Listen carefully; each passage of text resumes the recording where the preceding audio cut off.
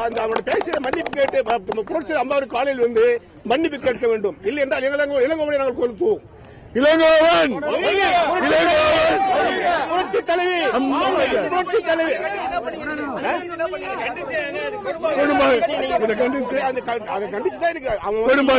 இளங்கோவன் வந்து தகாத வார்த்தையில் கூறினால் கொடும்பாய் அடிக்கிறோம்.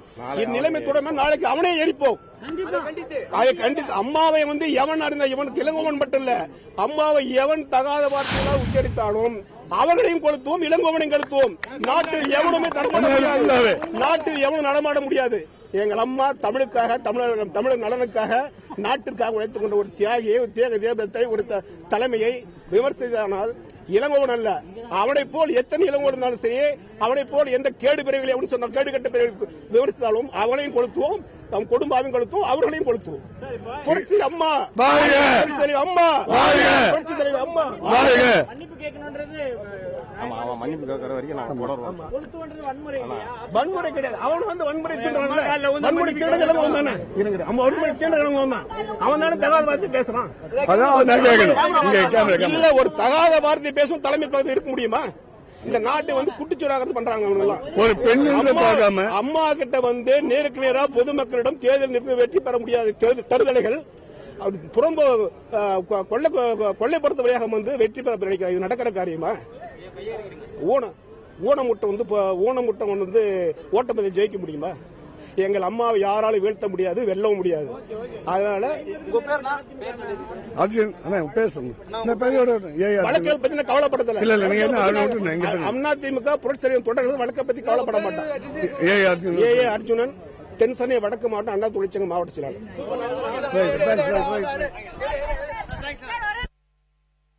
அதிமுகவினரின் இந்த போராட்டத்திற்கான காரணம் என்ன?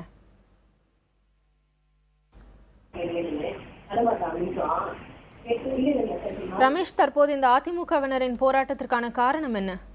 திவ்யா, அதாவது இந்த அதிமுகவினர் சொல்லக்கூடிய காரணம் என்னன்னு பாத்தீங்கன்னா, அண்மையில் பிரதமர் மோடி வந்து சென்னை வந்திருந்தார். அப்பொழுது அதிமுக பொதுச் செயலாளர், அது மட்டும் முதலமைச்சராக கூடிய ஜெயலலிதாவை அவரது இல்லத்தில் சந்தித்து பேசினார். இந்த சந்திப்பை EVK இளங்கோவன் இழிவுபடுத்தும் வகையில் பேசியதாக கூறிதான் இந்த ஆர்ப்பாட்டம், அதனை தொடர்ந்து பேரணியாக அவர்கள் இங்கு வந்து அண்ணா சாலை வழியாக வந்து இங்க கூடிய GP சாலையில் தான் சத்தியமூர்த்தி பவன் இருக்கிறது. அதாவது காங்கிரஸ் கட்சியுடைய தலைமை அலுவலகம் இருக்கிறது. அதிலிருந்து கிட்டத்தட்ட ஒரு 50 அடிக்கு முன்னதாக அவர்கள் போலீசாரால் தடுத்து நிறுத்தப்பட்டு அங்கே அவர்கள் அந்த EVK இளங்கோவனுடைய உருவபொம்மையை எரித்தார்கள். அவர்கள் சொல்லக்கூடிய காரணம் இதுதான். மோடி பிரதமராக இருக்கக்கூடியவர், தமிழக முதலமைச்சராக இருக்கக்கூடிய ஜெயலலிதா அவர்கள் மரியாதை நிமித்தமாக ஒரு சந்திப்பை, அதாவது அவர்களுக்கு தமிழக அரசுடைய கோரிக்கையை தான் அவர் சமர்ப்பித்தார், அறிக்கையாக சமர்ப்பித்தார்.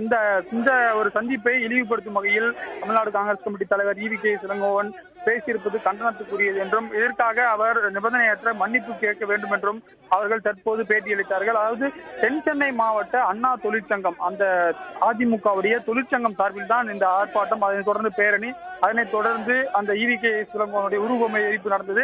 காவல்துறையினர் அவர்களை தடுத்து நிறுத்தினார்கள். ஏனால் அங்க சத்தியமூர்த்தி பவன் இது வந்து அனுமதியற்ற ஒரு போராட்டம் என்று கூறி அவர்களை தடுத்து நிறுத்தினார்கள். தற்போது அந்த பேரணி முடிவு பெற்று அவர்கள் கலைந்து செல்வதை நீங்கள் பார்க்கலாம். திவ்யா, ரமேஷ், தற்போது அந்த இரு கட்சியினரிடையே இந்த மாதிரியான பிரச்சனை என்பது வந்திருக்கிற இந்த நேரத்துல அந்த இடத்துல சூழல் எப்படி இருக்கு? சூழல் தற்போது அமைதி நிலையை திரும்பியிருக்கிறது. அவர்கள் அனுமதி இல்லாமல் கிட்டத்தட்ட ஒரு 200 மீட்டருக்கு பேரணியாக கிளம்பி வந்தார்கள். அதாவது சென்னை காயிதே மில்லத் கல்லூரியிலிருந்து அந்த மின்சார அலுவலகத்துடைய பின்புற பகுதிக்கு அந்த சாலையிலிருந்து அவர்கள் கொடியை ஏந்தியவாறும் EVK இளங்கோவனுடைய உருவபொம்மையை தாங்கியவாறும் பேரணியாக புறப்பட்டு வந்தனர். அவர்கள் அந்த அண்ணா சாலை சிக்னல், ஸ்பென்சர் பிளாசா சிக்னல் தாண்டி, அதனை தொடர்ந்துதான் அவர்கள் இந்த அண்ணா சாலையை தாண்டி LB ரோட்ல இருக்கக்கூடிய சத்தியமூர்த்தி பவன் இருக்குது, அதை நோக்கி அவர்கள் முற்றுகையிட வேகமாக வந்தார்கள். ஆனால் காவல்துறையினர் அவர்களை வழியிலே தடுத்து விட்டார்கள். ஏனென்றால் இது வந்து போக்குவரத்து நெரிசல் மிகுந்த பகுதி. திடீரென்று இது போன்ற பேரணிகளோ இது போன்ற முற்றுகை சம்பவங்கள் நடந்தால் அதனால் அசம்பாவித சம்பவங்கள் ஏற்பட்டுவிடக்கூடாது என்பதற்காக அவர்கள் வழியிலே தடுத்து நிறுத்தப்பட்டனர். பிறகு அவர்கள் கோஷமிட்டனர், EVK இளங்கோவனுக்கு எதிராக கோஷமிட்டனர், மன்னிப்பு கேள் என்ற வகையில் எல்லாம் அவர்கள் கோஷத்தை எழுப்பினார்கள். அதனைத் தொடர்ந்து EVK இளங்கோவன் உருவபொம்மையை எரித்தார்கள். உடனே காவல்துறையினர் அந்த எரிப்பு அவதூறு சம்பவத்திலிருந்து அவர்களை அப்புறப்படுத்தினார்கள். அதனைத் தொடர்ந்து அர்ஜுனன் அவர்தான் வந்து தென் சென்னை வடக்கு மாவட்ட அண்ணா தொழிற்சங்கத்துடைய செயலாளராக இருக்கிறார். அவர் பேட்டி அளித்தார். அவர் சொல்லும் போது என்ன சொன்னார்னா, இந்த மாதிரி தொடர்ந்து இது போன்ற அவதூறு பரப்பு கொண்டு வருகிறாகவும் ஈவி.கே. இளங்கோவன் தெரிவித்து வருவதாகவும் இது வந்து கண்டிக்கத்தக்கது என்றும் நிபந்தனையற்ற மன்னிப்பு கேட்க வேண்டும் என்ற ஒரு கோரிக்கையை வைத்தார். அதனைத் தொடர்ந்துதான் இப்போது அந்த காட்சிகளை நீங்கள் பார்த்துக் கொண்டிருப்பீர்கள். அவர்கள் திரும்பவும் அந்த வழியிலே சென்று கொண்டிருக்கிறார்கள். காவல்துறையினர் அவர்களை திருப்பி அனுப்பித்துக் கொண்டிருக்கிறார்கள். அந்த காட்சிகளை நீங்கள் பார்க்கலாம். இது ஏனென்றால் அனுமதி இல்லாத ஒரு பேரணி, அதனைத் தொடர்ந்து அவர்கள் உருவபொம்மை எரித்திருக்கிறார்கள். இதுதான் இங்க பார்க்கக்கூடிய காட்சிகளா இருக்கிறது. அவர்கள் தற்போது கலைந்து சென்று விட்டனர். இந்த பகுதியில் சற்று அமைதி நிலை திரும்புகிறது. எந்தவித போக்குவரத்து நெரிசல் எதுவும் பாதிப்பு ஏற்படவில்லை. ஏனென்றால் இந்த பகுதி ஒரு சிறிய சந்து தான். இந்த சந்தியில் முக்கியமான வாகனங்களோ எந்தவித வாகனங்களும் செல்லாத ஒரு பகுதி. ஏனென்றால் இந்த நிலையில் தான் அமைதியான நிலை இருப்பதை நம்மால் பார்க்க முடிகிறது. ரமேஷ், இந்த விவகாரத்தில் தற்போது தமிழக காங்கிரஸ் கமிட்டி அலுவலகமோ அல்லது ஈவி.கே. இளங்கோவன் தரப்பிலிருந்தோ ஏதேனும் பதில் அல்லது விளக்கம் ஏதாவது வந்திருக்கா? நேற்றிலிருந்தே இது போன்ற சம்பவங்கள் சென்னையில் ஆங்காங்கே நடந்து வருகிறது. இந்த நிலையில் தான் மகிழா காங்கிரஸ் என்று சொல்லக்கூடிய மகளிர் அணியினுடைய நிர்வாகிகள் கூட்டம் தற்போது சத்தியமூர்த்தி பவனில் இன்னும் சிறிது நேரத்தில் தொடங்க இருக்கிறது. இதில் ஈவி.கே. இளங்கோவன், அது மட்டுமல்லாமல் தற்போது மகளிர் அணி தலைவியாக நியமிக்கப்பட்டுள்ள விஜயதரணி, குஷ்பு உள்ளிட்ட நிர்வாகிகள் எல்லாம் பங்கேற்க இருக்கிறார்கள். ஒருவேளை இதற்கான ஒரு எதிர்ப்பை அவர்கள் தெரிவிப்பார்கள் என்று கூறப்படுகிறது. ஏனென்றால் நேற்றே ஒரு சில காங்கிரசார் இதற்கு எதிர்ப்பு தெரிவித்தார்கள்.